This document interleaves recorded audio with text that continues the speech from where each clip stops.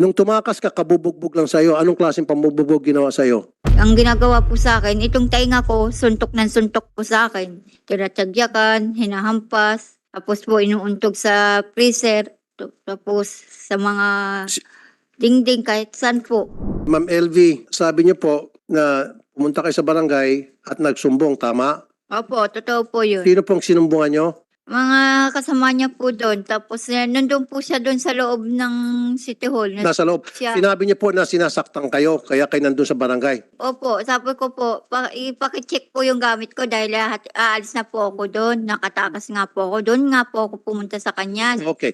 Alam mo, napakasinungaling mo. Gusto mo, ilay detector test ka namin, payag ka? Opo, sir. Sige, pag lumitaw na ikaw ay nagsinungaling sa lie detector test, kukulong ka agad namin dyan sa baba. Yun naman po, sir. Alam nga ba naman magsisinungaling to si Ma'am LV? Anong reason para siya magsinungaling?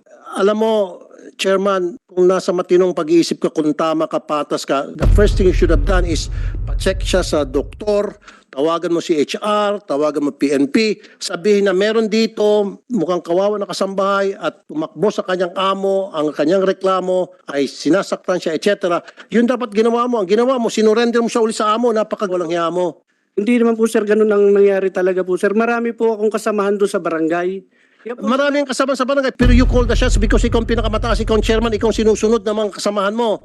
Nung pagdating ni Ma'am LB at saka pagdating ng amo, ilang minutong pagitan? siguro po wala pa pong 3 minuto, sir. Oh, so, ibig sabihin, hindi sinusundan, may tumawag. Ay, At saka isa pa, of all places sa barangay, bakit sa barangay hall pa siya pupunta? Pwede naman siya pumunta sa ibang tindahan, pwede siya pumunta sa kanto kung saan-saan pang pwedeng tambayan niya o sa paradahan ng tricycle kasi tumakas nga, di ba? Bakit sa barangay pumunta? Kasi tinawagan mo, ungas ka talaga.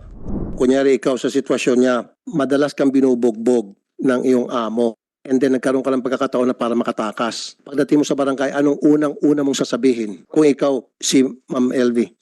siyempre po, magre-reklamo po. Exactly! At yun ang ginawa niya na kinukontra mo ngayon, stupido. Hindi pa po nakakapagsalita po si Nanay Elvie. Nakaupo lang po yan nung dumating po ako. Ang una ko po... Hindi, ikaw na mismo nagsabi. Ang una mong gagawin, kung ikaw sa sitwasyon ni Ma'am LB, ay magreklamo galing na sa bibig mo eh. And that's exactly what she did. Pero hindi mo pinakinggan dahil tinawagan mong amo, tumutugma lahat na sinasabi ni Ma'am LB. Napakasinungaling. Kasi po nga, ang alam ko po, yung siya po ay taong grasa na dumating po sa amin. Kaya po ang una kong hakbang nga po ay pinalilinis ko po. Sabihin natin, siguro papalusot mo, nandun yung amo, natakot lang siguro siya. Pero she had 3 minutes na nandun nakaupo lang, wala siyang sinabi, imposible. Nandun siya, tama yung sinasabi niya, nagsusumbong siya kung ano lang pinagsasabi niya, hindi niyo pinakinggan. And I'll tell you, isa sa mga nasibak, dapat ikaw masibak ka rin eh. Di ba may pulis yung pinagsumbungan? Itong si Master Sergeant Maria Eliza Palabay, na-dismiss kasi sinampan ng kaso ni Ma'am LV. Kasi kinampihan nitong pulis yung amo. Parang ikaw din. Ikaw ang susunod na pasisibak namin. Gaano ko nakatagal, Kapitan? Isang first term po ngayon, Senator. So tatakbo ka. Susunod. May plano pa po. Ha? Ano na? Tatakbo. Huwag niyo iboto to. Hindi ka naman nanalo. Ma'am LV, nung kayo po'y tumakas, kabubugbog lang sa inyo noon? Opo. Yung pong hinihila-hila po ako. Tapos yun po. Inuntog-untog na nila ako sa CR. O kita mo, Chairman, kung ginawa mo sana ang trabaho mo, nakakulong na sana yung mga ruwis. Kasi nga, pasok pa sa tinatawag na reglementary period ng mga taga-PNP. O hindi mo ginawa yon. Kaya nangyari, tuloy-tuloy pa rin sa pananakit yung si Ruiz. Tapos ngayon, may gana ka pang tatakbo ulit yung election. Ang kapal naman ng mukha mo, pare, at chairman. Huwag ka na tumakbo.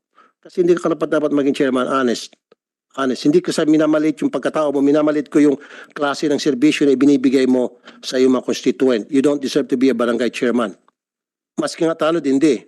Tapos tawagin mong taong grasa itong kasambahay.